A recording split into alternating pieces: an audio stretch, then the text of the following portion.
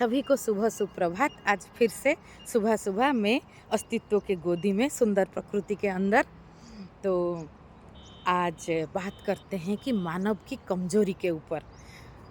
क्या ये जो सभ्यता संस्कृति बना, ये सृजन से बना या मजबूरी से? पहले क्या था? क्यों ज़रूरत पड़ा अकेले रहने की? क्या मजबूरी बनी कि हम कम्युनिकेट हुए एक दूसरे के साथ और ये जो कम्युनिटी कल्चर डेवलप किया कि जिससे मानव सभ्यता बना। कई कई सभ्यताओं के उत्थान पतन देख के आदि मानव आज आके यहाँ खड़ा है कि मैं अपने आप को देख रही हूँ तो मैं खुद स्व का अभिव्यक्ति खाली नहीं हूँ। मैं कई कई कई कई उत्थान पतन का अभिव्यक्ति हूँ। मेरी हंसी, मेरी आँखें, मेरी नाक, ये सब होमो सैपियंस का दस्तखत है। तो मानव एक एकमात्र प्राणी है अस्तित्व में जिसका शरीर और मन की विकास में गहरा गैप है, बहुत बड़ा खाई है। बाकी कोई प्राणी में ऐसा नहीं है। बाकी जीव जगत का जितना भी प्राणी देख लो, सब 15 दिन के अंदर इंडिपेंडेंट हो जाते हैं कि वो खुद अपना पैर पे खड़ा हो सके, खुद अपना खाना पीना, अपना जितना भी जीवन का अभिव्यक्ति है वो कर पाए। मानव शिशु को देखो, कम से कम 10 साल लगता है एक दुनिया को पहचानने के लिए, और 10 साल लगता है कि चीज़ों को थोड़ा बहुत जानने के लिए। तो मानव का, मैंने परमहंस योगानंद का जो एक बहुत फेमस किताब योगीस ऑटोबायोग्राफी ऑफ योगी, हिंदी में आता है उसका भी, योगी की कथामृत। तो उसमें है कि बचपन में उनको अपनी शरीर की मजबूरी पता चलता था कि शरीर चाहता था कि ये कर लूँ वो कर लूँ, बड़े लोग ये कर रहे हैं मैं नहीं कर पा रहा हूँ, और रोना आता था बहुत। तो इसमें आप एक छोटे बच्चे को भी देख लो, मेरा बेटा वो ऐसे जो है हमारा डोर, कोई भी डोर में ऐसे चढ़ जाता है, उसका थोड़ा फ्लेक्सिबल बॉडी है, जिम्नासियम जैसा कुछ भी कर लेता है अपने आप। तो उसके पापा थोड़ा सेफ्टी के लिए बोले कि तुम ये नहीं, ये मत करो, गिर जाओगे। तो उसने 15 बार करके दिखाया, कि तरह तरह के करके दिखाया कि नहीं मैं गिरता नहीं, आई कैन डू। तो ये बच्चे में ये जो कमजोरी, ये जो इनसिक्योरिटी फीलिंग इनबिल्ड है ह्यूमन में, और इसी इनसिक्योरिटी फीलिंग जो अस्तित्व का स्वरूप है, इनसिक्योरिटी कॉम्प्लेक्स नहीं है, फीलिंग इनसिक्योरिटी और सुपेरियरिटी इन्फेरियरिटी ये सब नॉर्मल है, लेकिन इसका अगर कॉम्प्लेक्स बन जाता है वो अब नॉर्मल बन जाता है। आप सांप को देखोगे थोड़ा इनसिक्योर हो जाओगे, टाइगर को देखोगे थोड़ा इनसिक्योर हो जाओगे। तो ये क्या नॉर्मल नहीं है? ये तो पार्ट ऑफ प्रोसेस है ना, हमारे सेफ्टी मेजर का ये है जो स्केड्यूल है कि हम कैलकुलेट करते हैं कि भागे या लड़े। भागने का अवसर नहीं है तो लड़ते हैं, भागने का अवसर है तो फ्लाइट मोड ऑन, नहीं तो फाइट मोड ऑन, नेचुरल है।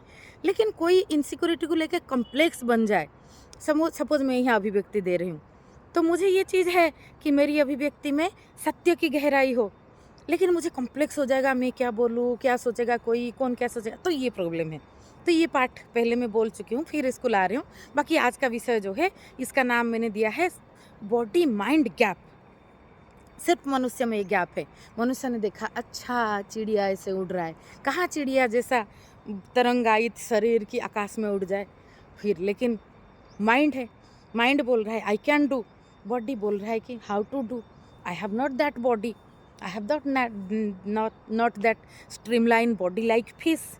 मछली जैसा स्ट्रीमलाइन बॉडी नहीं है मेरा कि मैं ऐसे ऐसे ऐसे ऐसे ऐसे ऐसे तैर के चला जाऊँ कहीं पे भी। अच्छा, फिर मछली के पैर में ऐसे वेब है, ऐसे ऐसे करके तैरता है, चिड़िया का ऐसे ऐसे पंख है, फिर बना एरोप्लेन, हेलीकॉप्टर, फिर बना जो सी डाइविंग कर लिया, समुद्र के अंदर खोजा, बहुत कुछ किया। तो मनुष्य ने देखा कि जो बाकी एनिमल सब थोड़ा बहुत अपना गुफा वगैरह में रहते हैं, मनुष्य भी रह रहा था। मनुष्य पैमाना लिया कि नहीं नहीं मैं नहीं, मेरा मन करता है कि कुछ अच्छा सा हो, एकदम बहुत शानदार दिखे। अभी मेरे सामने ही आए एक बिल्डिंग, शानदार दिखे। फिर उसने तरह तरह की अपना क्रिएटिविटी सृजन लगाया। पहले सृजन था या पहले मजबूरी था? जो insecurity feeling body mind gap का, वो जो भरता है, पानी को ऊपर डाल दो तो वो नीचे तक जाता है भरने के लिए। तो ये खुद को भरने के लिए मनुष्य की सारी आविष्कार है। ये जो गैप दिखता है मनुष्य को, पूरा विज्ञान की गति इसी में है। क्योंकि हमें ये है, मोगली का कैरेक्टर आपने देखा होगा, जो फ़िक्शन मूवी मोगली जंगल बुक का, उसमें मोगली एक छोटा-सा बच्चा पूरा राज करता है लास्ट को, पूरा जंगल के ऊपर। शेर से लेकर सब कुछ उसकी बात पे उसकी शेर को भी, शेर खान को भी मरवा देता है, बाकी एनिमल को अपना बना लेता है। यहाँ डेवलप है ना, शेर तो जंप करता है, चीता जंप करता है, शेर तो बलवान है, हाथी अपने पैर के नीचे कुचल सकता है। उसके पास ये है, उसने एक हथियार बना लिया ऐसे नुकीला सा और फेंका। बस कितना भी स्ट्रॉन्ग एनिमल हो, गिरा धरातल पे। तो ये सा तो बॉडी माइंड गैप की इनसिक्योरिटी को दूर करने के लिए, खुद की सुरक्षा के लिए, जो हमारा सुख प्राप्ति, दुख से मुक्ति और ऊर्जा संरक्षण, जो मोटिवेशनल ट्रायड है, तीनों के आधार पे मानव जीवन खड़ा है। इसमें वो उसके लिए मूल रूप में रहा खुद का सुरक्षा करना। आदि मानव क्या करता था? खुद का सुरक्षा, दूसरे एनिमल से, बहुत बहुत तरह की हमारी कई कई ऋतुओं से बचने के लिए हमने कपड़े का आविष्कार किया कि गर्मी में ऐसा पहनेंगे, ठंड में ऐसा पहनेंगे। वो पहले आवश्यकता के लिए बना, फिर उसमें सृजन खिला कि अच्छा कैसा लग रहा हूँ मैं। जैसे जिसका दाल रोटी का टेंशन मिट जाता है, उसमें कविता खिलता है। कोई भूखा है, आपके पास आया है, आप उसको जगजीत सिंह का गज़ल सुनाओगे या अरिजीत सिंह का गाना सुनाओगे? आप उसको पहले दाल रोटी दोगे। तो ये मनुष्य का मूलभूत ज़रूरत से बना, मूल जो है बॉडी माइंड गैप की इन्फीरियरिटी से बना कि अच्छा मैं इसमें, मेरा मन तो कर रहा है उड़ूँ, लेकिन उड़ने का मेरे पास पंख नहीं है। मेरा तो मन कर रहा है मंकी जैसा ऐसे पतले-पतले ढालों में चढ़ जाऊँ, लेकिन मेरे पास वैसा शरीर नहीं है कि मैं चढ़ पाऊँ। फिर उसने सीढ़ी बनाया, सीढ़ी बना के सीधा चढ़ गया। कुछ-कुछ बहुत कुछ बनाया, क्रेन बनाया और ऊपर चढ़ गया। बड़ा-बड़ा मूर्ति बना के उसमें उसके ऊपर जाके क्रेन में फूल माला डाला। तो ये बॉडी माइंड गैप। हाँ, मैं अभी इतना तक बोल चुकी हूँ, मैं भूल गई मूवी के बारे में बताना। कल मैं एक मूवी भी देखी गिफ्टेड करके। मैं बहुत दिन से वो देखने का सोच रही थी, 2-3 दोस्तों ने रेफ़र किया था। वो गिफ्टेड करके एक छोटी-सी बच्ची जीनियस होती है। तो वो उसका बॉडी माइंड गैप देखो, उसका माइंड बोलता है कि मुझे 1 + 2 1 क्लास में पढ़ाया जाता है, 2 + 2 कितना है पूछा जाता है, 7 साल की बच्ची, 3 + 3 पूछा जाता है, सो बोरिंग। वो कितना ज़्यादा के लिए कैपेबल है। तो इसका सेकंड पार्ट अभी देखेंगे, वीडियो थोड़ा लंबा हो सकता है। कि जैसे वो जो इन्फीरियरिटी उभरने के लिए मनुष्य ने सब किया, लेकिन उसका अगर हमें तनाव बन जाए, वो बच्चे की माँ, वो मूवी आप देख लीजिएगा, मूवी देखेंगे तो ये जो है, ये वीडियो में 2 चीज़, एक कॉन्सेप्ट इवोल्यूशन का और एक मूवी का आधार दोनों लिया गया है। वो बच्ची की माँ सुसाइड कर देती है क्योंकि उसकी माँ उसके ऊपर बहुत प्रेशर डालती है कि वो बचपन में जी नहीं पाती एक साधारण लाइफ जो है। एक बच्ची खेलती है, कूदती है, एक टीनेज में आती है, उसको प्रेम में पड़ती है, जो एक ह्यूमन ग्रोथ होता है। वो सिर्फ मैथमेटिक्स करती है कि एक चीज़ में आप जीनियस हो, उसमें करो, एक चीज़ में आप हो, उसमें निरंतरता से लगे रहो, तो उसमें फूल खिलेगा, आप बहुत कुछ उसमें मिलेगा। लेकिन ये सहज हो ना, ये कुछ, वो तो उसकी मम्मी उसको तैयार कर रही थी कुछ अवार्ड पाने के लिए, कुछ दूसरों के पैमाने में हम ज़्यादा बेहतर है वो दिखाने के लिए। हम अपने अपने में पूर्ण है। हमारी संपूर्णता की समझ जब तक नहीं होगा, हम वो कंपटीशन, प्रतिद्वंदिता, प्रतियोगिता की जाल में ऐसे फंसते जाएंगे दलदल में फंसा हुआ। जैसे वो बच्चे की माँ सुसाइड कर देती है, वो प्रेशर में उसको सारे भावनाओं से दूर रखा जाता है। वो जब प्रेम में पड़ जाती है पहली बार, भाग जाती है इवन, क्योंकि कहीं ना कहीं escape, she was under pressure. और इंसान का जीवन प्रेशर को कर नहीं है, ये लाइफ है। तो escape competition through authenticity and free free flow, make your free flow, है ना। तो कंपटीशन से एकदम हट जाना है, किसके आधार पे? ऑथेंटिसिटी जो आपका है उसको। मैथमेटिक्स में वो बहुत बहुत अच्छा थी, वो उसका ऑथेंटिसिटी था। वो नेचुरली खेलने कूदने के साथ वो करती तो वो नेचुरल होता। तो उसमें जो फूल खिलता वो उसको तनाव भी नहीं देता। उसने उसकी माँ की जो सपना था वो पूरा तो कर देती है, लेकिन गेम ऑफ रिवेंज का पार्ट हो जाती है। गेम ऑफ रिवेंज करके भी एक वीडियो में बनाई हूँ। अपनी माँ की तरफ नफरत में भर जाती है, क्योंकि बैड पेरेंटिंग जो है उसका साइड इफ़ेक्ट तो आएगा ना। लेकिन उसकी माँ को क्या पता था कि ये बैड पेरेंटिंग है? तो ये अज्ञता, ये नासमझी, ये गलती से ज़्यादा नासमझी, अज्ञता, तो इसको समझना पड़ता है गहराई से। और कभी कभी चिड़िया चुग गई खेत, आपके पास से समय निकल जाने के बाद आप समझो तो हाथ में कुछ नहीं रहता। आज वीडियो थोड़ा-सा लंबा हो सकता है, आप समय निकाल के देखिए, इसमें आप खुद को जोड़िए। आप एक ईमानदारी से सब कुछ अभिव्यक्ति को, किसी का भी अभिव्यक्ति, खुद का भी अभिव्यक्ति को देखना पड़ता है हमें। समाज भी भेड़िया बाद में जाता है। कोई प्रसिद्ध हो गया तो चाहे कितना भी बकवास करे वो सही लगता है। कोई छोटा बच्चा बोल रहा है या कोई नॉर्मल सा बोल रहा है, उसका नाम पे कोई प्रसिद्धि का टैग नहीं लगा है, बातें गहरी है, फिर भी हम सुनते नहीं क्योंकि टैग नहीं लगा है। तो यहाँ टैग लगना सेकेंडरी रहता है। जैसे वो बच्ची की मैरी करके जो बच्ची है, उसकी माँ डायना, वो जो सुसाइड कर देती है, उसको वो टैग से मतलब नहीं रहा। वो लिख देती है, अपनी भाई को बोल के जाती है कि जिस मैथमेटिक्स का प्रॉब्लम, अनसॉल्व्ड प्रॉब्लम को सॉल्व करके मेरा नाम छपे एक बड़ा सा सेंटर में, तो वहाँ उसके लिए मेरी माँ ने मेरा जीवन ख़राब कर दिया, मैंने जी नहीं पाया। मेरी माँ की मौत के बाद ये छपाना, इसको इतना नफ़रत से वो भर जाती है। तो ये चीज़ है। तो पेरेंटिंग करते वक्त हम सोचते हैं कि हम बच्चे के लिए भला कर रहे हैं, तो मनुष्य अनजाने में अपना जीवन जीता है। वो तो बच्चे का नाम लेता है कि उसका जीवन के लिए मैं कर रहा हूँ, वो खुद का, ज़्यादातर लोग खुद की जो कमी वो बच्चे के ऊपर थोपता है। तो ये चीज़ तो हम इसमें बात कर चुके हैं।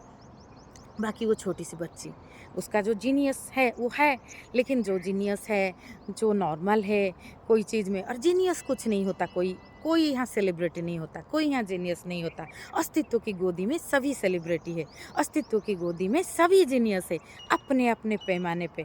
तो we all are equal but not same. तो वो खेलने कूदने में दूसरे बच्चों के साथ भी मिक्स होती है। उसकी मामा उसको एक संवेदनशीलता सिखाते हैं। वो मामा के हाथ बड़ी होती है। उसकी नानी जो है ये सब करती है कि उसको फेमस चाहिए, फेमस करा बनाना, नाम चाहिए, शोहरत चाहिए, तो ये सब चीज़ चाहिए। तो वो उसकी जो मामा होती है होता है, वो फ़िलॉसफ़ी के प्रोफ़ेसर थे पहले। तो वो ही वाज़ ट्यून्ड टू फ़िलॉसफ़ी, अस्तित्व। और उसकी जो माँ, वो mathematician, she was tuned to mathematics. तो वो मैथमेटिक्स का जीन लाती है, लेकिन अस्तित्व के आधार पे वो बड़ी होती है। तो देखिए, हमारे अंदर विज्ञान की खोज है, हमारी वो इन्फीरियरिटी है कि हम ये कर नहीं पा रहे हैं, तो हमारी बुद्धि है हम उसको करें। ये जो mental aspect, I want to do, physical aspect, I can not do, how I will do. तो ये मेंटल एस्पेक्ट ओवरकम करता है। स्टीफन हॉकिंस का लाइफ देख लीजिए, उन जीवन भर डिजेबल व्हील चेयर पे कितने बड़े बड़े थ्योरी निकाले। यहाँ का खेल है, मानव का सारा खेल यहाँ से है। ये तो बस फ्लो होता है उसी के थ्रू, आधार पे। यहाँ सारा बीमारी में भी समझ लीजिए कि यहाँ का खेल है सारा, शरीर तो फॉलो करता है। तो आप मेंटली आप चीज़ों को जिस तरह से लोगे, आपके ऊपर दवाई का प्रभाव भी वैसा ही पड़ेगा। तो यहाँ बहुत ज़्यादा बीमारी, ये गलत सोच, गलत समझ, अज्ञता, जीवन ना जी नहीं पाने का साइड इफ़ेक्ट है। जैसे उसकी माँ सुसाइड कर देती है, वो जीवन नहीं जी पाई ना, तो वो बच्ची को अस्तित्व का गोद मिलता है। उसकी मामा का जो छाँव के तले, जो एक अच्छी छाँव के तले वो छाँव को क्रश करके बड़ी होती है। तो उसमें मैथमेटिक्स का भी खिलेगा, और अस्तित्व के आधार पे, जैसे आध्यात्म के आधार पे विज्ञान दिशा है। आध्यात्म जो है जीवन है, तो विज्ञान दिशा है, गहराई है। तो सॉरी, विज्ञान जीवन है तो अध्यात्म दिशा है, दोनों रिलेटेड है। मेरे कहने का मतलब है, बोलते बोलते जो हारमोनी में आता है, मैं क्या बोलना चाह रही हूँ, वैसे ही बॉडी माइंड गैप की तरह मेरी माइंड में जो बहुत तरह के चीज़ें, एक अपूर्व अमेजिंग आकाश में कई कई तारा की तरह खिल रहा है, तो उसको मैं जब जोड़ के बोलती हूँ ना, तो थोड़ा स्पीड हो जाता है, कभी थोड़ा, कभी शब्दों में आगे पीछे हो जाता है। लेकिन इसको आप, इसकी एसेंस को पकड़ लोगे तो आप अपने आप से जुड़ पाओगे। तो विज्ञान आधार है, सत्य का आधार। हम विज्ञान के आधार पे तो देखेंगे ना, विज्ञान मतलब बहुत तरह से प्रमाण करके, खोज के जो चीज़ का तथ्य रखा जाता है, कई कई पैमाने के आधार पे उसको ज्ञान बोला जाता है, उसको तथ्य बोला जाता है। फिर अध्यात्म इसकी दिशा है कि इसकी गहराई में कुछ है। जैसे हम विज्ञान के आधार पे हमारी बहुत कमियों को पूरा किए, लेकिन अगर हम अस्तित्व, सह अस्तित्ववाद में नहीं जिएंगे, अस्तित्व के साथ नहीं जिएंगे, प्रकृति के गोद में नहीं खिलेंगे, हमारी जो ओरिजिनल स्वरूप है। अभी यहाँ देखो, विज्ञान है, मेरे पास फ़ोन है, स्मार्टफोन है, मैं बोल रही हूँ, पूरा दुनिया सुन सकता है, तो ये है। लेकिन मैं खड़ी हूँ कहाँ? नंगे पैर घास के ऊपर, उसके ऊपर ओस के कण है, मेरे ऊपर क्या ऊपर से आ रहा है? सूरज की कण, जो जिसमें विटामिन सी भरा हुआ है और जिसकी ऊर्जा मुझे याद दिलाता है मैं भी सूर्यवंशी हूँ। मतलब मैं सूरज का संतान हूँ, मैं पंचतत्व का अपूर्व अभिव्यक्ति हूँ। तो पंचतत्वों का सुरक्षा करना मेरी अंदर और बाहर, ये मेरा कर्तव्य है। ये मेरी खोज करना विज्ञान के अधिकार पे, विज्ञान के आधार पे मुझे दिमाग मिला है, ये मेरा अधिकार है। तो मेरा कर्तव्य है कि मैं पंचतत्वों का, मेरी मूल का, मेरी आधार का सुरक्षा करूँ। तो ये बच्चा मेरी जब लास्ट को दिखाता है कि दोनों का, उसकी मम्मा के जो अस्तित्व की शब्द का भी आया है वहाँ पे एग्जिस्टेंस के बारे में, आधार पे जब वो मैथमेटिक्स अपना ब्रेन को इस्तेमाल करके नई नई खोज की तरफ जाती है, तो वो बच्चा एक कंप्लीट बच्चा बनेगी ज़रूर। वो उसी दिशा में दिखाया है, वो अपनी माँ की जैसा नहीं जाएगी। उसकी माँ जो है वो एक जो है तनाव के आधार पे उसका परवरिश हुआ था कि ये जो goal, to achieve the goal, make the goal, achieve the goal, ये देयर इज़ नो गोल। आपके अंदर से कोई गोल की जिज्ञासा उठ रहा है क्या? नहीं उठ रहा है। तो क्यों फ्रेम करना है कि ये गोल बनाओ कि मुझे ये एवरेस्ट चढ़ना है, फिर चढ़ना है। क्यों बनाना है गोल? क्या मिलेगा उससे? सहज चढ़ जाओ पहाड़ के ऊपर। ऐसे भी हमारी बॉडी जो है मंकी के पीछे भागने का, पहाड़ चढ़ने का, तितलियों के पीछे घूरने का के लिए बना है, तो कर जाओ। तो ये जो है escape through from competition through authenticity, वो बच्चा भी दूसरे बच्चों के, उसकी मामा उसको सिखाते हैं दूसरों को नीचा नहीं देखना है क्योंकि वो आपके जैसा इंटेलिजेंट नहीं है। They are differently intelligent. Intelligent नहीं है यहाँ, कुछ भी नहीं है यहाँ, कुछ भी साधारण। यहाँ क्या है? बरगद का पेड़ भी अनमोल है, घास भी अनमोल है। अभी बरगद के पेड़ के ऊपर मैं खड़ी हो सकती हूँ क्या? मैं घास के ऊपर खड़ी हो सकती हूँ। और जब बहुत धूप बढ़ जाएगा तो घास मुझे छाँव दे सकता है क्या? बरगद का पेड़ देगा। तो यहाँ सभी अपने आप में अनमोल है। तो ये बॉडी माइंड गैप को भरते हुए हम अपनी पैर की मिट्टी, नीचे की जमीन, अस्तित्व, पंचतत्व, प्रकृति को ना छोड़े और आकाश की ऊंची उड़ान की तरफ भी अपनी दृष्टि रखें कि हम अपनी ये जो what we want mental aspect को सेटिस्फाई कर पाए, और ये फिजिकल जो व्हाट आई कैन डू इसको भी देखें, तो फिर हमारा जीवन पूर्णता से खिल पाएगा। नमस्ते।